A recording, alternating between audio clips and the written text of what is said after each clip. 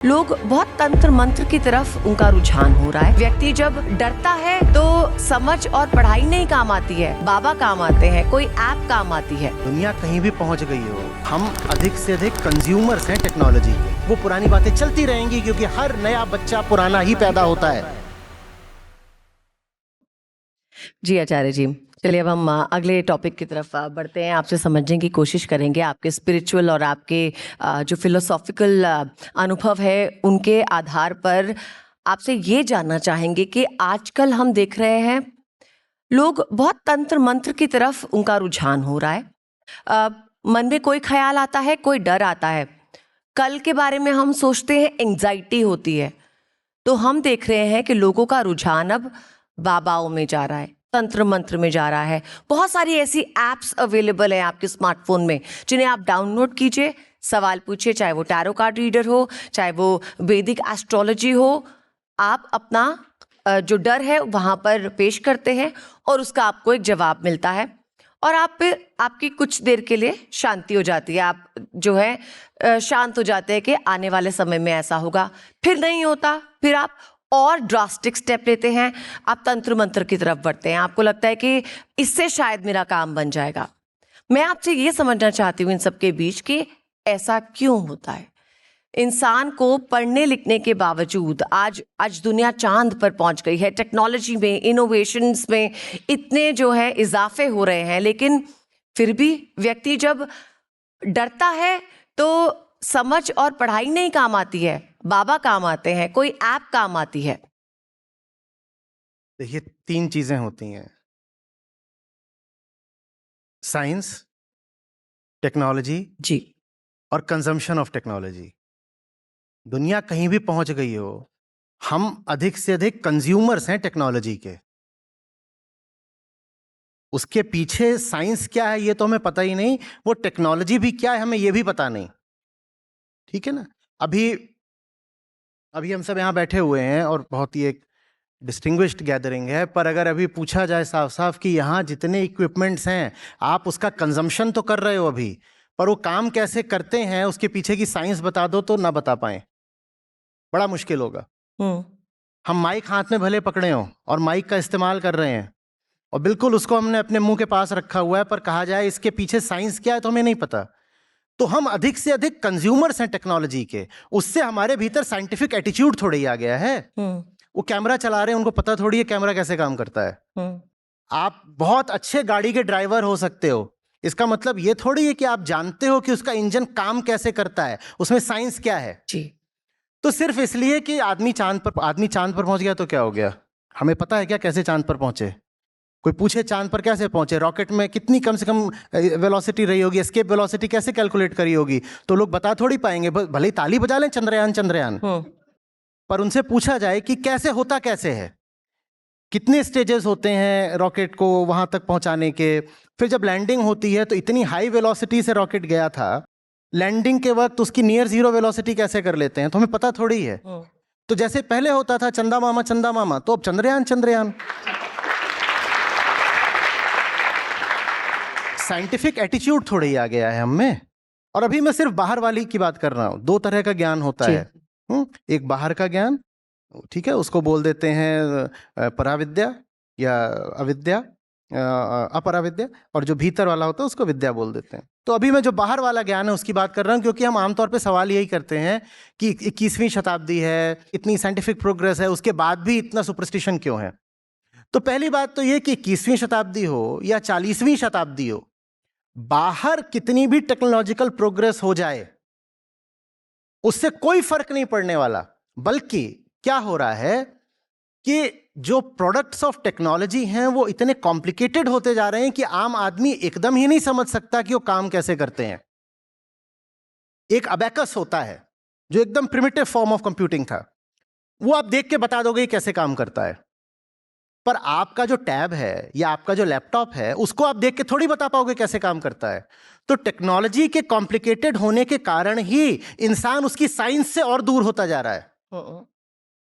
आप बाइसिकल चलाते हो, आप बाइसिकल देख के बता दोगे कैसे काम करती है, उसमें जो पूरा जो ट्रांसमिशन हो रहा है पावर का, वो आपको दिखता है ना, चेन दिखाई देती है और आप कहते हो अच्छा ऐसे चलाता हूं तो ऐसे हो जाता है।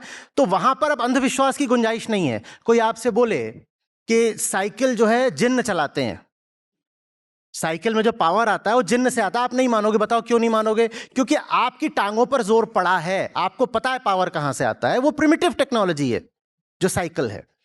और आप देख रहे हो कि कैसे आपने यहां पर मारा पेडल तो ऐसे जो चेन है उससे पीछे ट्रैक्शन चला गया और उसने घूमना शुरू कर दिया।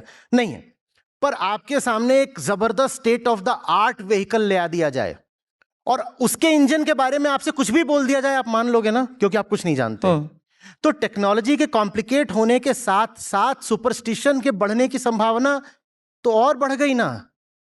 सोचो आप, अब आप कुछ नहीं जानते कौन सी चीज कैसे काम करती है। आप बता सकते हो ये इंस्ट्रूमेंट है कैसे काम कर रहा है, हम कुछ भी नहीं जानते। आम आदमी जो साइंटिफिक प्रोग्रेस हुई है और आम आदमी की जो साइंटिफिक अवेयरनेस है, इन दोनों में आपस में कोई समानता नहीं रही है।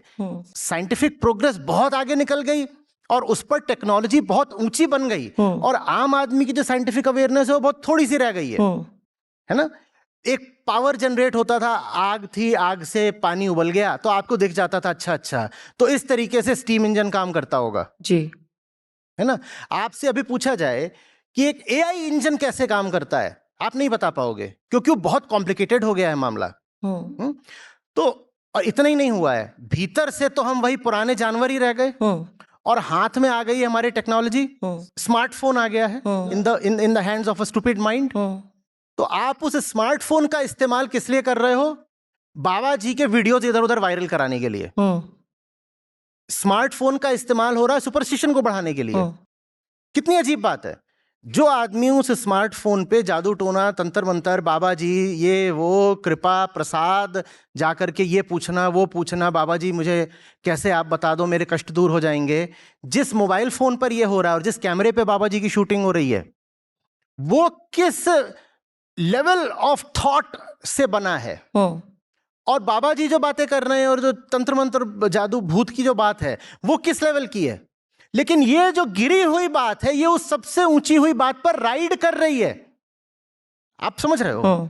जो सबसे गिरी हुई बात है वो सबसे ऊंचे विचार पर, अभी मैं बाहरी विचार की बात कर रहा हूं, आत्मविचार की बात नहीं, जो बाहर सबसे रिफाइंड थॉट है, शार्प थॉट है, ऑर्गेनाइज्ड थॉट है, उस थॉट पर राइड करके अपने आप को और ज्यादा फैला रही है, विस्तार दे रही है। तो टीवी के माध्यम से मिस इन्फॉर्मेशन का फैलना, मोबाइल फोन के माध्यम से गंदगी का फैलना, मूर्ख लोगों का फ्लाइट को यूज करके इधर उधर पूरी दुनिया में घूमने चले जाना, ये सब क्या दिखा रहा है? ये दिखा रहा है कि बाहर आप 50वीं शताब्दी में भी पहुंच जाओ, भीतर से जब तक आप जानवर हो तो ये जानवर बल्कि टेक्नोलॉजी का दुरुपयोग ही करेगा। बल्कि एक स्ट्रीम ऑफ थॉट है जो कहती है कि जब तक ये पक्का ना हो जाए कि आदमी ने भीतरी तरक्की लगभग उसी अनुपात, उसी प्रपोर्शन में कर ली है जितनी उसने बाहरी तरक्की कर ली है। बाहरी तरक्की बढ़ाना घातक है। वो ऐसा ही है जैसे बंदर के हाथ में पहले तलवार होती थी, अब आईसीबीएम है। भीतर से तो बंदर ही हो ना, पर पहले कम से अधिक बंदर को क्या मिलती थी? एक प्रिमिटिव टेक्नोलॉजी का वेपन। क्या? तलवार। मारेगा भी तो एक बार में एक को मार देगा। भीतर से तो आप अभी भी वही बंदर हो और बाहर आपके हाथ में अब आ गई है न्यूक्लियर टिप्ड मिसाइल, इंटरकॉन्टिनेंटल। तो वो बंदर अब क्या करेगा? वो पूरी दुनिया खराब करेगा। क्लाइमेट चेंज और क्या है? जो आपको प्रॉस्पेरिटी मिली है और टेक्नोलॉजी मिली है उसका इस्तेमाल करके आपने पूरी पृथ्वी बर्बाद कर दी है। तो बाहर के प्रोग्रेस से ये नहीं मानना चाहिए कि उससे कोई भीतरी प्रोग्रेस हो जाएगी। साइंटिफिक एटीट्यूड नहीं है हमारे पास, बस प्रोडक्ट्स ऑफ साइंस हैं। दूसरी बात, साइंस भी अपने आप में काफी नहीं है, क्योंकि साइंस भी बस इन्वेस्टिगेशन है इस मटेरियल में। ये जो आपको अनुभव होता है, एक्सपीरियंस होता है, दिखाई देता है, साइंस अधिक से अधिक इस तक जाता है। जो ऑब्जर्व्ड फिनोमिना है साइंस उसमें डील करता है, यही साइंस की परिभाषा है। ठीक है, जो ऑब्जर्व्ड फिनोमिना है हम उसको समझना चाहते हैं, ट्रांसलेट करना चाहते हैं। प्रकृति की जो अव्यक्त भाषा है उससे लाकर हम उसको गणित की और फिजिक्स की भाषा में रख देना चाहते हैं, ये साइंस है। लेकिन भीतर जो बैठा है ऑब्जर्वर, साइंस उसकी बात नहीं करता। साइंस उसकी बात नहीं करता। आपके सामने एक सिंपल पेंडुलम है, साइंस कह देगा irrespective of the observer the time period is 2π√L/g, irrespective of the observer. अब ऑब्जर्वर बिल्कुल गधा है तो भी पेंडुलम का टाइम पीरियड तो वही रह गया जी। साइंस उस गधे की मदद तो नहीं कर पाया, बस उसको ये बता दिया कि एग्जैक्ट टाइम पीरियड कितना होता है, और गधा तो गधा ही रह गया भीतर से। तो उसके लिए फिर चाहिए होता है अध्यात्म, आत्मज्ञान, कि बाहर साइंस बढ़ रही है, भीतरी साइंस भी तो बढ़े, तुम खुद को भी तो जानो। या बस एक्सटर्नल फिनोमिना को ही इन्वेस्टिगेट करते रहोगे, इंटरनल फिनोमिना को कब इन्वेस्टिगेट करोगे? और बाहर का जगत जितना रोचक और जितना विविध डाइवर्स है, भीतर का जगत भी तो उतना ही रोचक है ना। क्या तुमको पता है कि तुम कुछ भी क्यों करना चाहते हो? आदमी कामना का पुतला है, हर समय मुझे ये चाहिए, मुझे वो चाहिए। तुम बताओ तुम्हें वो क्यों चाहिए, साफ साफ बताओ। तुम कुछ जवाब दोगे, और जैसे ही वो जवाबों की श्रृंखला आगे बढ़ेगी, सवाल आते जाएंगे, वैसे ही तुम पाओगे कि तुम अटक रहे हो और तुम चिढ़ रहे हो, तुम फ्रस्ट्रेट हो रहे हो, क्योंकि तुम्हें पता ही नहीं है कि तुम जो चाह रहे हो चाह क्यों रहे हो। साइंस में तो ये नहीं चलता ना। तो ठीक वैसे जैसे साइंस में आप रूट कॉज एनालिसिस करते हो, किसी भी बात की बिल्कुल जड़ तक पहुंचना चाहते हो, उससे पहले बस यही कहते हो टेंटेटिव थ्योरी है, वहां सब टेंटेटिव ही है, अभी और आगे आप बढ़ ही रहे हो। वैसे भीतर भी क्यों रुक जाते हो कि नहीं बस ऐसा ही है, मेरा ये है, ये मेरा धर्म है, यही सबसे सही है, नहीं ऐसी मान्यता चली आ रही है, मैं तो वही मानूंगा, ऐसा सब करते हैं तो मैं भी ऐसा करूंगा। पर ऐसा तो करना ही होता है ना। ये दिखाता है कि भीतर तगड़ी इग्नोरेंस है। बाहर तो हो सकता है फिर भी आप अच्छे साइंटिस्ट हो, लेकिन भीतर तगड़ी इग्नोरेंस है। तो फिर आप जब रॉकेट भी छोड़ रहे हो तो नारियल फोड़ के छोड़ रहे हो। आप जा रहे हो फ्लाईओवर को इनॉग्रेट करने, तो वो आप कह रहे हो पहले सही मुहूर्त निकालो तब फ्लाईओवर करेंगे, नहीं तो फ्लाईओवर हो जाएगा। ये क्या बता रहा है? आप अच्छे, पहली बात तो ज्यादातर लोग साइंस समझते नहीं, ये पहली बात हमने कही। ज्यादातर लोग टेक्नोलॉजी के बस कंज्यूमर होते हैं, वो साइंस नहीं जानते। फिर दूसरी बात हम कह रहे हैं कि अगर साइंस जान भी लो तो अच्छा है, पर पर्याप्त नहीं है। उससे भी काम नहीं चलेगा कि सिर्फ आपने साइंस जान ली। साइंस को भीतर लाना पड़ेगा। साइंस का मेथड क्या होता है? पूछो, जानो, इंक्वायर करो। विश्वास नहीं, विवेक, बिलीफ नहीं, इंक्वायरी, ये साइंस का मेथड है ना। वही भीतरी जगत पर भी लगाना पड़ता है, नहीं तो फिर क्या होगा? आज दुनिया में जितना कट्टरपंथ बढ़ रहा है, इतना तो 50 साल पहले भी नहीं था। और हम कहते यही हैं कि देखो हमारा नेक्स्ट रिवॉल्यूशन आ गया, इंडस्ट्रियल के बाद इलेक्ट्रॉनिक, अब आपका ये AI रिवॉल्यूशन आ गया। और इंसान भीतर से और ज्यादा नालायक होता जा रहा है। वो इसीलिए हो रहा है क्योंकि बाहर तो भले ही प्रोग्रेस हो, भीतर की दिशा देखने वाला कोई करिकुलम हमारे स्कूल्स में, कॉलेजेस में है नहीं जी। बच्चे को हम बाहर की बातें तो फिर भी कुछ बता दें, भीतर की दिशा में मुझे कुछ बताते ही नहीं है। तो हमने अभी तक जितने भी टॉपिक्स कवर करे हैं प्रशांत जी, उनमें यही मेरा एक मेन सवाल है कि एजुकेशन सिस्टम में हमें कुछ ऐसी गाइडलाइंस, ऐसी डायरेक्शंस ऐड करनी चाहिए जिससे आपको आध्यात्म की समझ भी आने लगे। और अगर ये होता है तो कैसे होना चाहिए? बहुत आसान है, एकदम आसान है। अपने स्टूडेंट से अक्सर पूछा करता था, मैं कहता था तुम हिस्ट्री पढ़ रहे हो, ज्योग्राफी पढ़ रहे हो, साइंस पढ़ रहे हो, फिजिक्स पढ़ रहे हो, तुम फिजिकल फिनोमिना हो? नहीं। ऐसे सब बैठे हो तो पूछा, तुम फिजिकल फिनोमिना हो? नहीं। तुम हिस्टोरिकल इवेंट्स हो? नहीं। तुम मैथ्स के फॉर्मूले हो? नहीं। तुम संस्कृत हो, फ्रेंच हो, हिंदी इंग्लिश हो? नहीं। तो ये जितनी बातें तुम्हें बताई जा रही हैं, ये तुम्हारे बारे में तो है नहीं। तुम ज्योग्राफी हो, तुम नदी हो, पहाड़ हो? नहीं। तुम कौन हो? मैं हूं, मेरे अलग अलग नाम है, ठीक है। तो आई, जो भी आप बताते हो अपनी पहचान, उस वक्तव्य में आई आता है। तो तुम्हारे पूरे करिकुलम में आई तो कहीं है ही नहीं। आई के ऑब्जेक्ट्स हैं, ये भी ऑब्जेक्ट है, ये भी ऑब्जेक्ट है, ये भी ऑब्जेक्ट है, सब ऑब्जेक्ट्स है जिनके बारे में हमें पढ़ाया जा रहा है, ठीक है। आई के बारे में पढ़ाया नहीं जा रहा। तो जो एजुकेशन ऑफ द सेल्फ है, एजुकेशन ऑफ आई, इसको स्कूल से ही शुरू करना पड़ेगा, क्लास 6-7 से शुरू करना पड़ेगा। ये करने की मैंने कोशिश भी पूरी करी, लेकिन कोई उसमें संस्थागत इंस्टीट्यूशनल सपोर्ट था नहीं, तो मैं उससे आगे बढ़ करके कुछ और अभी कर रहा हूँ जो ज़्यादा व्यापक है, जिसकी पहुँच गहरी है, जिसकी मार भी गहरी है। लेकिन वो काम जो मैं अभी कर रहा हूँ वो बहुत आसान हो जाए अगर वो स्कूल के समय से ही शुरू हो जाए। हमारे स्कूल कॉलेज में अगर लाइफ एजुकेशन, और लाइफ एजुकेशन माने जिंदगी, बाहर वाली जिंदगी के बारे में बताना कम, भीतर वाली जिंदगी के बारे में ज्यादा बात, एजुकेशन ऑफ द सेल्फ, अगर वो ला दिया गया कि देखो अच्छा बेटा आपको क्या अच्छा लगता है, मेरे तो टिफिन में हमेशा चिकन होता है। अच्छा, तुम्हारे टिफिन में हमेशा क्या होता है? इसके टिफिन में तो जी पराठा आलू होता है। अच्छा, तुम्हारे टिफिन में चिकन क्यों होता है? Let's go into it.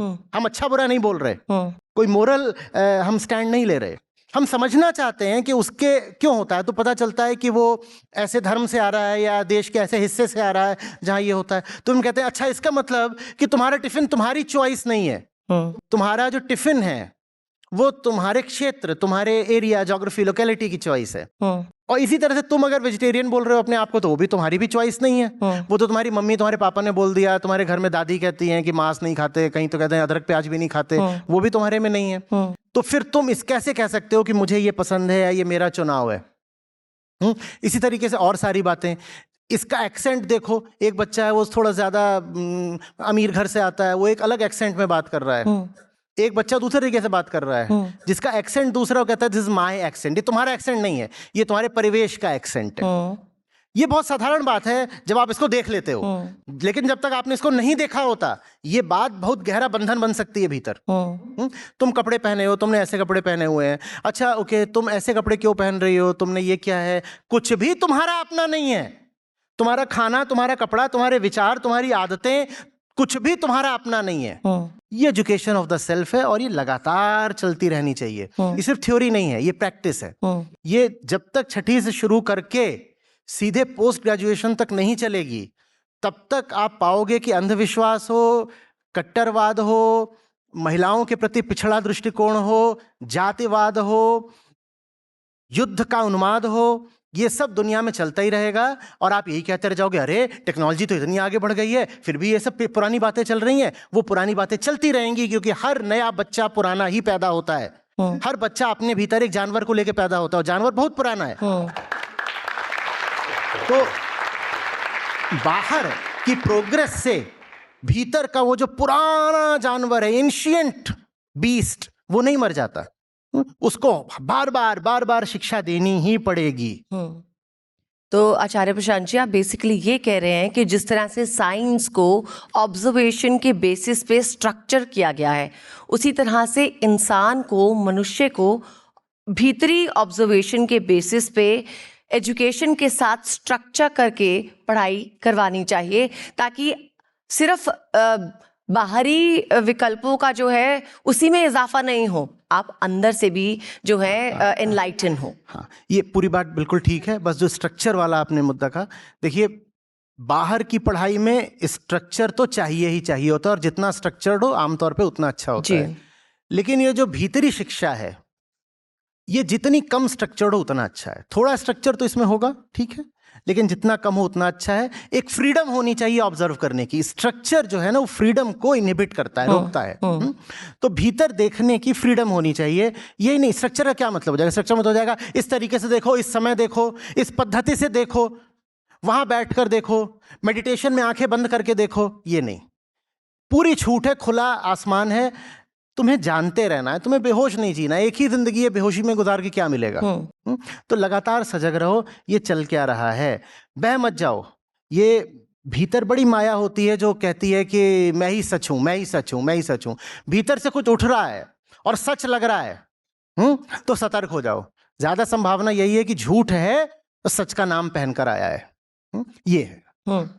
तो आपके अंदर का जो भय है वो आपको ले जाता है अंधकार की तरफ आगे, तभी उल्टा है। अंधकार से भय पैदा होता है, अंधकार से भय पैदा होता है। कमरे में अंधेरा है, खटपट खटपट हो रही है, आप डर गई हैं बहुत ज्यादा, प्रकाश कर दिया, पता चला बिल्ली थी। अंधकार से भय पैदा होता है। मूल समस्या अंधकार है, उसी को अविद्या, उसी को अज्ञान बोलते हैं।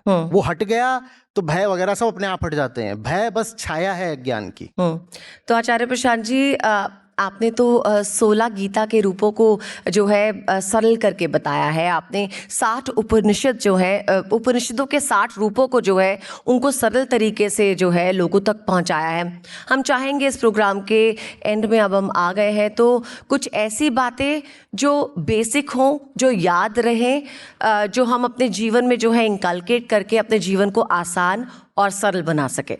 आप हमारे ऑडियंस से कहें। मैं तो ये चाहूंगा कि कुछ भी ना याद रहे, अगर गहराई से सुना है तो सुनना ही पर्याप्त होता है। अब अलग से मेमोराइज करके जाने की तो ज़रूरत होनी नहीं चाहिए। लेकिन फिर भी जिस बात पर आपका ये वाला प्रश्न लगभग समाप्त होने वाला था, जो भी कुछ लग रहा हो ना, एक्सपीरियंस हो रहा हो, अनुभव हो रहा हो, उसके प्रति थोड़ा सा संशय का दृष्टिकोण रखिएगा। कुछ आपको अनुभव हो रहा है तो आपके अनुभव भर होने से वो सच नहीं हो जाता। ये भी कहना कि मुझे सचमुच लग रहा है, मुझे दिल से लग रहा है, वो सच नहीं हो जाता। ये दिल बहुत झूठी चीज होता है। मैं बिल्कुल बेईमानी नहीं कर रहा हूं। It is my firm belief that such such such such such. आपकी होगी फर्म बिलीफ, कितनी भी फर्म बिलीफ हो वो ट्रुथ नहीं हो जाती। ये बात ख्याल रहे। हम सोचते हैं बेईमानी बस ये होती है कि मैंने जानते बूझते झूठ बोल दिया। कोई जानते बूझते झूठ बोल दे, मैं बोल दूं साहब इसमें कॉफी है, तो आप कहोगे झूठा, क्योंकि आपको पता है कि मैं देख रहा हूं कि पानी है। झूठ सिर्फ यही नहीं होता कि जानते बूझते झूठ बोला गया। ज्यादा बड़ा और ज्यादा खतरनाक झूठ वो होता है जिसको आपने ही सच मान रखा है। जो हमारे ट्रुथ्स हैं ना, वो ज्यादातर सब झूठ ही झूठ हैं। उनमें यकीन करना छोड़िए। बिलीफ की जगह, विश्वास की जगह जिज्ञासा में जीना शुरू करिए। जी, तो आपके हिसाब से अध्यात्म की शुरुआत और अध्यात्म का अंत क्या है? मैं बंधन में मैं पड़ा है तो वहां से अध्यात्म की शुरुआत होती है। बंधन कट गए, वो अध्यात्म की सार्थकता होती है। जी, आचार्य प्रशांत जी, बहुत बहुत शुक्रिया आपका।